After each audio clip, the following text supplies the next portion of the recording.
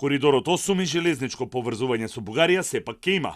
Македонската и бугарската делегација вчера во Брисел си подадоа рака и се договорија дека проектот мора да се заврши и двете страни ги соопштија своите услови.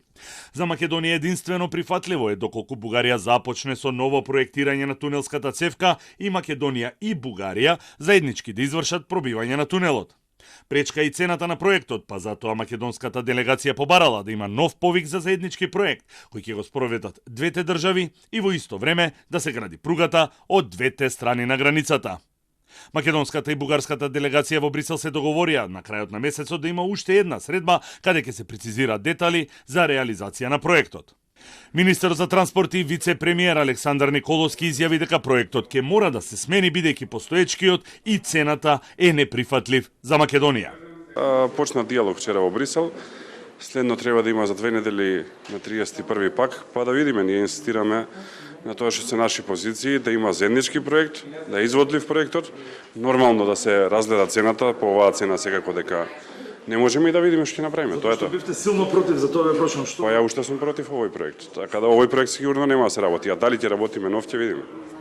Тоа го потенцираше и премиерот Христијан Мицкоски, кој кажа дека на 2 од 3 секции на пругата веќе се работи и додека Бугарија не го презентира новиот проект за тунелот, Македонија нема да почне да работи на третата, последна секција и да потроши половина милиарда евра на проект, како што вели, без јасна визија.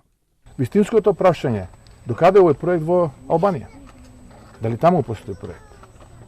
Дали таму почнала владата да го прави, дали е тој во приоритетите? Затоа што ние, нашиот комитмент, нашата посветеност, ја покажавме и докажавме со тоа што секцијата 1, делот 1, кој што е од Куманово до Белјаковце, веќе го завршуваме, секцијата 2 од Белјаковце до Паланка се гради и секцијата 3, додека не видиме од бугарска страна, кој што е од Паланка до граница со Бугарија, јасна посветеност, проект, ние немаме намера да ги трошиме парите, бидејќи тие пари ќе ги насочиме за други проекти. Проекти кои што се во овој момент поприоритетни. Бугарската делегација вчера соопштила дека во овој момент немаат проект за изградба на тунелот, но биле подготвени да почнат и тој проект би бил завршен до 2026 година.